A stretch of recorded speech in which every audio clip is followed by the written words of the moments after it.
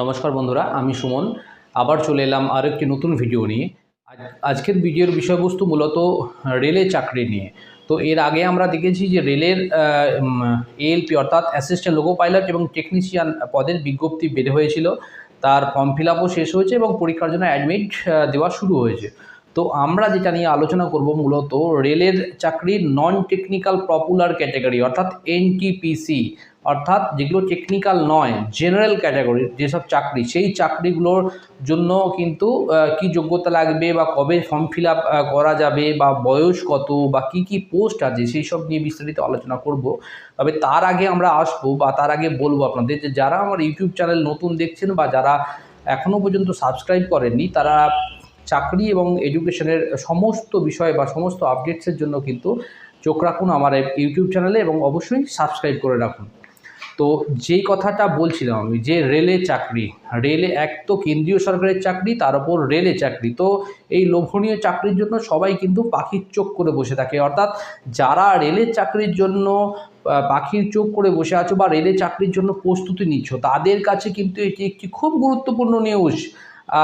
ভিডিওটি শেষ পর্যন্ত দেখো, তাহলে কিন্তু অনেক কিছু জানতে পারবে।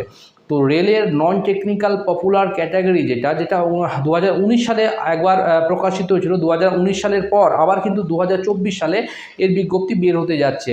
সম্ভবত রেল সূত্রে যেটা জানা যাচ্ছে 2024 জুন থেকে জুন বা জুলাইয়ের মধ্যে কিন্তু এর বিজ্ঞপ্তি বের হতে চলেছে। আমি আবার বলছি যে রেলের নন টেকনিক্যাল পপুলার ক্যাটাগরি যে পোস্টগুলো, সেই পোস্টের চাকরির পরীক্ষার জন্য কিন্তু বিজ্ঞপ্তি বের হতে চলেছে।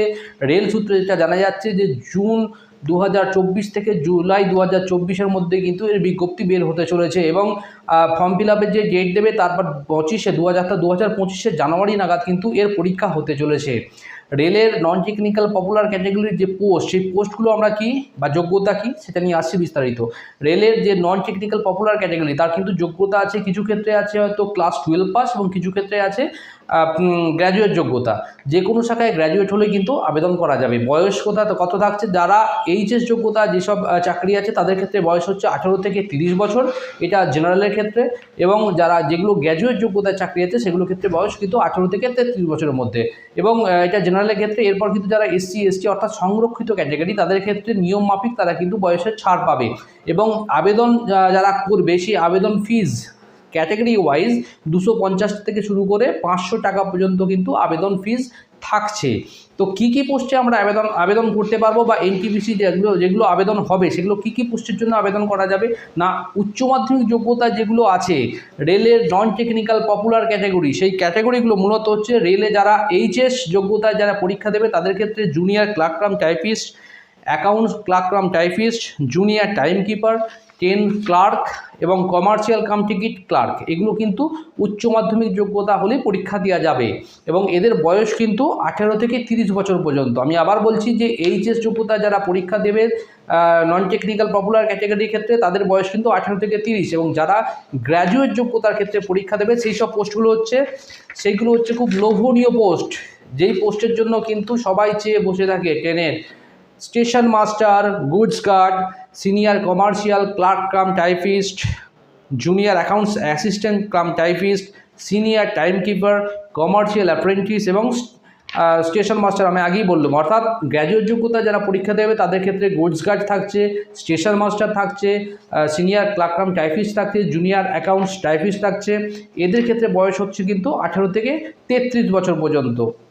অর্থাৎ এইচএস যোগ্যতা এবং গ্র্যাজুয়েশন যোগ্যতা, দুই যোগ্যতায় কিন্তু এই পোস্টের জন্য আবেদন করা যেতে পারে। এই পোস্ট বিজ্ঞপ্তি কবে বেরোবে না, রেল সূত্রে যেটা জানা যাচ্ছে যে আগামী জুন 2024 থেকে জুলাই 2024-এর মধ্যে কিন্তু আবেদনপত্র অনলাইনে আবেদনপত্র বের হতে পারে। অ্যাপ্লিকেশন ফি কিন্তু থাকছে 250 থেকে 500 টাকা, অর্থাৎ সংরক্ষিত ক্যাটাগরি তাদের ক্ষেত্রে হয়তো কম থাকবে এবং জেনারেল ক্যাটাগরি যারা তাদের ক্ষেত্রে কিন্তু 500 টাকা ফিস থাকবে। রেলের যে ওয়েবসাইট অর্থাৎ 16টি যে জোন আছে সেই জোনের নিজস্ব ওয়েবসাইটেই কিন্তু এই অনলাইন অ্যাপ্লিকেশন করতে পারবে। আমরা যেহেতু কলকাতার আরআরবি কলকাতার জোনে আছে সেক্ষেত্রে যে অ্যাপ্লিকেশনটা বেরোবে সেটা কিন্তু কলকাতার যে ওয়েবসাইট rrbkolkata.gov.in, আমি আবার বলছি rrbkolkata.gov.in, এই ওয়েবসাইট থেকেই কিন্তু অনলাইন অ্যাপ্লিকেশন করা যাবে। আগ্রহী চাকরি প্রার্থীরা কিন্তু আমি তাদেরকে আবার বলছি যে আমাদের কলকাতার যে রেলের জোন যে ওয়েবসাইট rrbkolkata.gov.in, এই ওয়েবসাইটে কিন্তু নিয়মিত চোখ রাখতে আবেদন করছি, অথবা আমার যে ইউটিউব চ্যানেল, এই ইউটিউব চ্যানেলেই কিন্তু আপনারা দেখতে পাবেন যখনই রেলের কোনো আপডেটস আসবে, এই পরীক্ষার এনটিপিসি পরীক্ষার কোনো আপডেটস আসবে, সরাসরি কিন্তু আমি সঙ্গে সঙ্গে এখানে আপডেট দেবো বা সঙ্গে সঙ্গে সেটা নিয়ে কিন্তু ভিডিও তৈরি করব। অর্থাৎ এনটিপিসি যারা পাখির চোখ করে বসে আছো রেলে চাকরি করব, তাদের জন্য কিন্তু সুখবর। আগামী জুন থেকে জুলাইয়ের মধ্যে কিন্তু রেলের এনটিপিসির ভ্যাকেন্সি বের হতে চলেছে। অর্থাৎ যারা station master, goods guard, junior clerk cum typist, senior clerk cum typist বা টেন্স ক্লার্ক বা টিটি পদে আবেদন করতে চাইছো, তাদের জন্য কিন্তু সুখবর। অর্থাৎ জুন থেকে জুলাই 2024-এর মধ্যে কিন্তু বিজ্ঞপ্তি বের হতে চলেছে। এতক্ষণ তো আলোচনা করছিলাম যে রেলের কোন কোন পোস্টে আবেদন করা যায় এবং তার যোগ্যতা কী। এবার আমরা বলবো যে এই যে নন টেকনিক্যাল পপুলার ক্যাটাগরি, এতে আবেদন করার পর পরীক্ষা হবে, সেই পরীক্ষার পদ্ধতি কী কোশ্চেন থাকবে, কত নম্বরে কোশ্চেন থাকবে, কিভাবে পরীক্ষা হবে বা পরীক্ষার পর কী থাকবে সেটা নিয়ে বলি না। রেলের যে নন টেকনিক্যাল পপুলার ক্যাটাগরি, তার ক্ষেত্রে কম্পিউটার বেসড পরীক্ষা হবে, দুটো পরীক্ষা হবে, অর্থাৎ CBT 1 এবং CBT 2। তারপর আর যে পরীক্ষা যে যেমন পদ সেই অনুযায়ী কিন্তু পরীক্ষা হবে। অর্থাৎ যদি সিনিয়র ক্লার্ক কাম টাইপিস্টের জন্য আপনি আবেদন করেন তাহলে কিন্তু CBT 1 এবং CBT 2 পর কিন্তু টাইপ টেস্ট হবে, তারপর হবে ডকুমেন্ট ভেরিফিকেশন এবং তারপর মেডিকেল। অর্থাৎ আর যদি কেউ স্টেশন মাস্টার বা গুডস গার্ডের জন্য অ্যাপ্লাই করে তাহলে তার ক্ষেত্রে কী হবে, যে CBT 1, CBT 2, তারপর কিন্তু হবে ডকুমেন্ট ভেরিফিকেশন, তারপরে কিন্তু মেডিকেল পরীক্ষা। অর্থাৎ যারা স্টেশন মাস্টার বা গুডস গার্ডের ক্ষেত্রে আবেদন করবে তাদের ক্ষেত্রে কিন্তু টাইপ টেস্ট হবে না, কিন্তু যারা টাইপিস্টের জন্য অ্যাপ্লাই করবে তাদের কিন্তু টাইপ টেস্ট পরীক্ষা বা স্কিল টেস্ট পরীক্ষা হবে। অর্থাৎ CBT 1 এবং CBT 2 তাদের সিলেবাস কি না, CBT 1 পরীক্ষার সময় হচ্ছে কিন্তু 90 মিনিট, অর্থাৎ এটা প্রিলিমিনারি বলে। CBT 1-এর পরীক্ষার টাইম কিন্তু 90 মিনিট।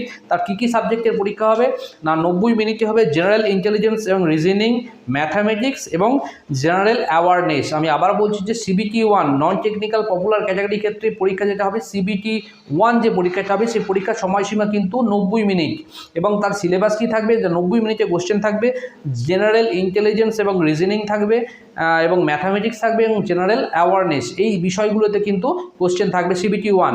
আর যারা CBT 1 ক্র্যাক করবে, অর্থাৎ CBT 1 যারা পাস করে CBT 2 এর জন্য যোগ্যতামান বা যোগ্য হবে, তাদের জন্য কিন্তু আবার CBT 2 হবে, সেটাও কিন্তু হবে 90 মিনিটের।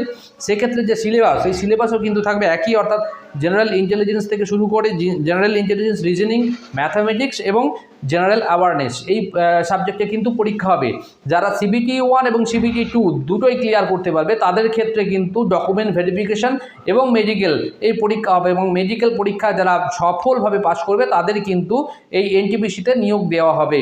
অর্থাৎ যারা রেলের চাকরির জন্য কিন্তু পাখির চোখ করে বসে আছে তাদের ক্ষেত্রে কিন্তু সুবর্ণ সুযোগ। আগামী জুন জুলাই মাসে এই বিজ্ঞপ্তি বেরোবে এবং তোমাদেরকে CBT 1 এবং CBT 2 তার দুটোরই সিলেবাস কিন্তু আমি তোমাদের সামনে তুলে ধরলাম এবং কত নম্বরে পরীক্ষা হবে। তবে আরেকটা জানাই যে এই পরীক্ষায় কিন্তু নেগেটিভ মার্কিং থাকবে, 3টে ভুল হলে সেক্ষেত্রে কিন্তু 1 মার্ক যাবে, অর্থাৎ 3টে ভুল হলে একটা ঠিক যে পরীক্ষার নাম্বার থাকবে সেখান থেকে কিন্তু মার্কস কাটে যাবে। তো আজকে এই পর্যন্তই, পরবর্তী আবার যদি কোনো আপডেটস থাকে আমি আবার আসবো আপনাদের সামনে আপডেটস নিয়ে। তো দেখতে থাকুন এবং সঙ্গে থাকুন আমার ইউটিউব চ্যানেলের। আজকের জন্য এইটুকুই, ধন্যবাদ, বাই।